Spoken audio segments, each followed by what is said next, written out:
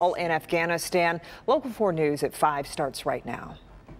Local 4 News starts now with a breaking news alert. And we continue to follow that breaking news. The U.S. has completed its withdrawal from Afghanistan, ending America's longest war.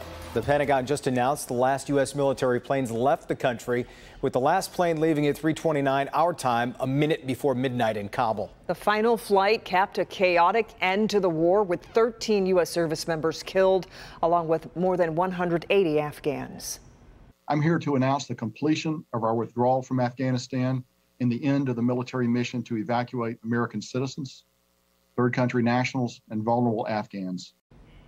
In the final 24 hours leading up to the deadline, U.S. forces had to step up efforts to get people out safely. Alice Barr has more on the final day in the country. Jason and Kimberly, the mission in Afghanistan was only growing more dangerous, with the U.S. military footprint shrinking as the final American troops were on their way out. In the treacherous final hours on the ground in Afghanistan, the window appeared closed for evacuating Afghan civilians as the focus shifted to getting U.S. troops and critical equipment out, all under the looming threat of more terror strikes. The threat stream is still real, it's still active, and in many cases it's still specific, and we're taking it very seriously, and we will right up until the end. The U.S. military says its anti-missile systems thwarted an attack aimed at the Kabul airport overnight.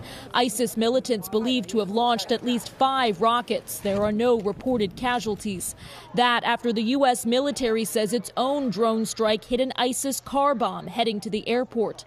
Military leaders say they're investigating reports civilians may have been killed in the explosion. Make no mistake, no military on the face of the earth works harder to avoid civilian casualties than the United States military. It comes after last week's horrific ISIS suicide bombing at an airport gate killed roughly 200 Afghans and 13 U.S. service members.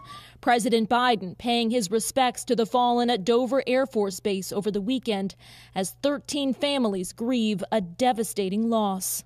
It's going to be hard to go on without him, but we know that he died doing exactly what he wanted to do. He went out his way. A dangerous mission winding down and an end in sight for America's longest war. The Biden administration says more than 122,000 people, including roughly 6,000 Americans, have now been evacuated from Afghanistan. U.S. officials vowing to keep helping people get out by land, even after all U.S. troops are gone. In Washington, Alice Barr, Local 4. And the U.S. says there are indeed some Americans who want to leave the country that are still there. Now to some breaking news from Washtenaw County. 1 person is killed and 2 are injured in a crash involving 4 semi-trucks. These are live pictures from the scene on eastbound M14 near Maple Road. The freeway will be closed for a few hours while troopers investigate this. We're working to learn conditions of the people injured and how this crash happened. We'll have updates on air and online at clickondetroit.com. All right, now to breaking news from Washtenaw County. 1 person is killed and 2 are injured in that crash. Can we advance?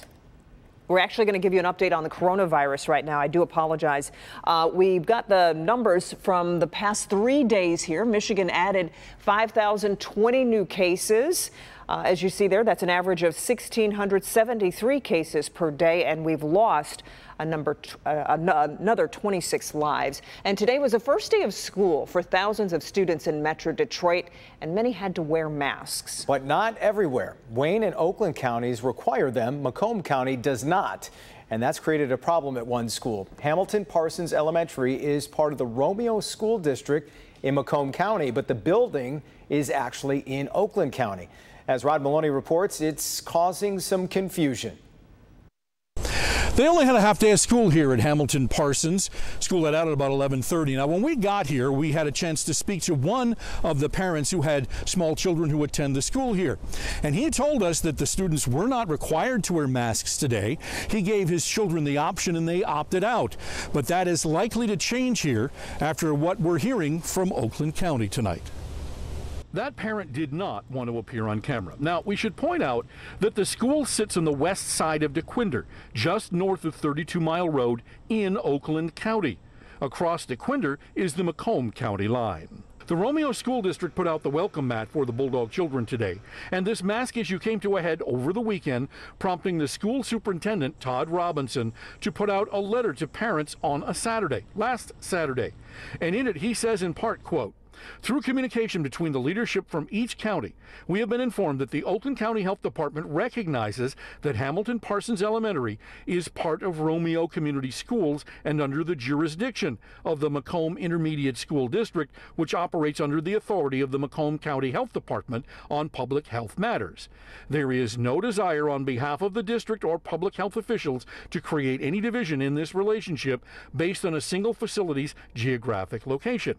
Hamilton Parsons Elementary will remain in alignment with our district's plans for this year," end quote, which means no masks. But that is decidedly not how Oakland County sees it.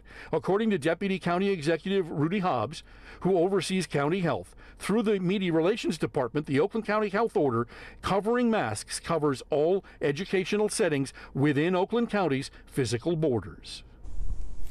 Now, we got a statement from Bill Mullen, the media relations person from Oakland County, and he had this to say in that statement that came out just minutes ago. "We are disappointed that the school district is not implementing Oakland County's mask requirement at Hamilton Parsons Elementary, which is covered by our public health order.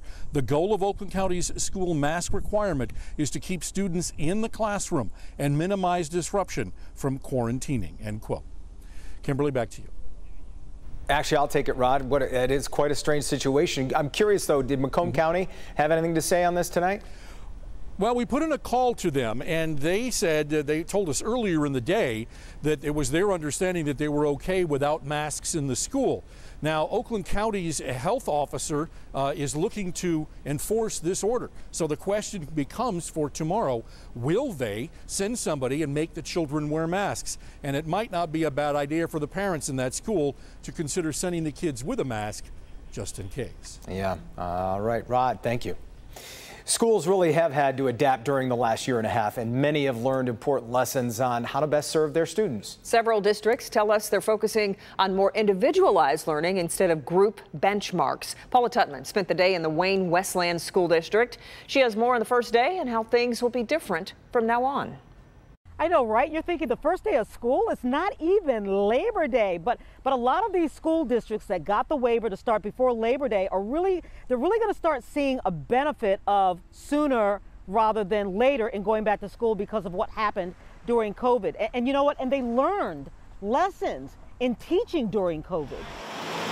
On the first day of face-to-face learning, and what we found is it's not just about the students. I am a little scared with the COVID and the variants that are on the rise, especially because I'm compromised with my health. Wayne Westland Community Schools is one of the first districts to return to school pre-Labor Day, and there's a lot of excitement. I'm just so happy that he's in school.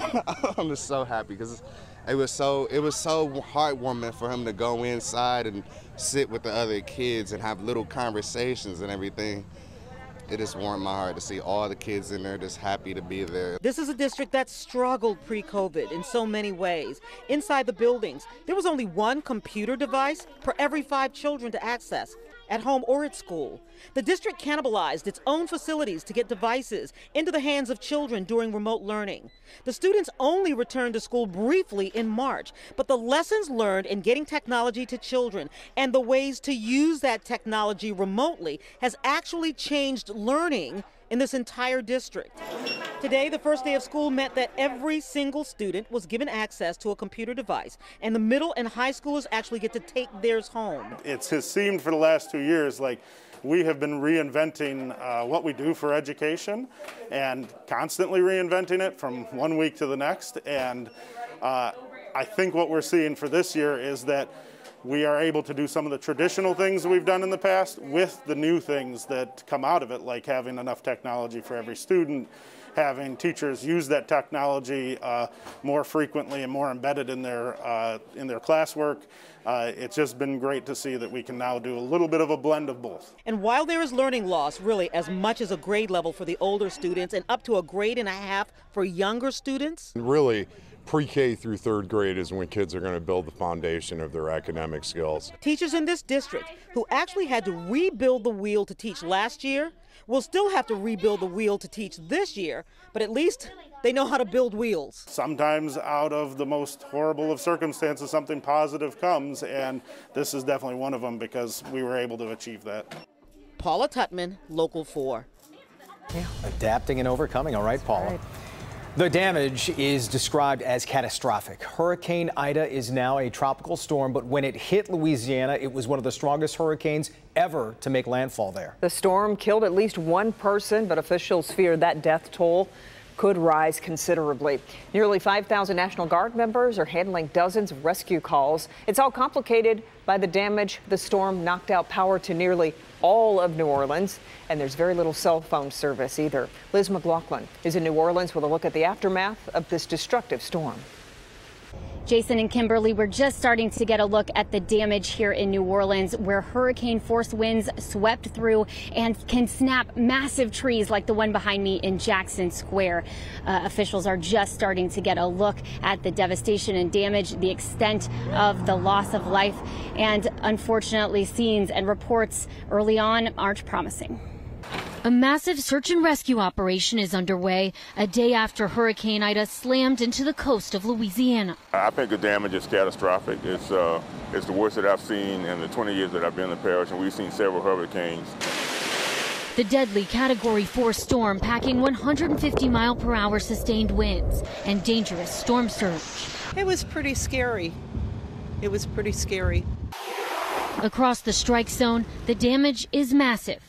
Residents describing the chaos as trees crashed into homes. And I really didn't have any time to react. And, just the ceiling came crashing down. Those in low-lying areas retreating to upper floors and attics to escape the rising water. Then it just progressively got worse till it was ankles, knees, almost chest level. So we just put the dogs on the counters and then we climbed into the attic. Making a bad situation worse. Ida's destructive wind and rain hovered over the state. Not only was this a Category 4 storm, but it stayed a Category 4 storm for hours over southern parts of Louisiana. In New Orleans, a sudden rush of water stranding people in their vehicles overnight as rescuers rushed in. Man, it was hectic. They had people crying, you had people fainting out there. Some people just haven't seen nothing like that before.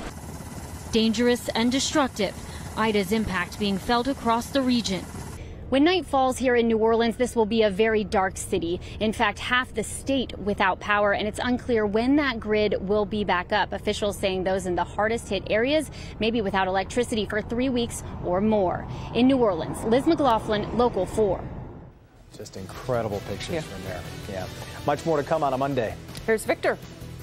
Turns out the COVID-19 vaccine has officially crossed over into the animal kingdom. And luckily enough, some of the animals right here at the Detroit Zoo are the first to receive the shot. Details on how they're doing coming right up. All right, Victor, and much more comfortable out there. I'm meteorologist Andrew Humphrey. Relief is in sight. It's arriving for tonight as well. We'll talk about where temperatures go from here, where Ida is going, and a new tropical system in your weather forecast. Grant? It seems to happen every time it rains in Metro Detroit. Widespread flooding, including here in this neighborhood in Detroit. Coming up, we'll take you inside the two most important pumping facilities here at Frood and Connor Creek in Detroit to get some answers from the Great Lakes Water Authority.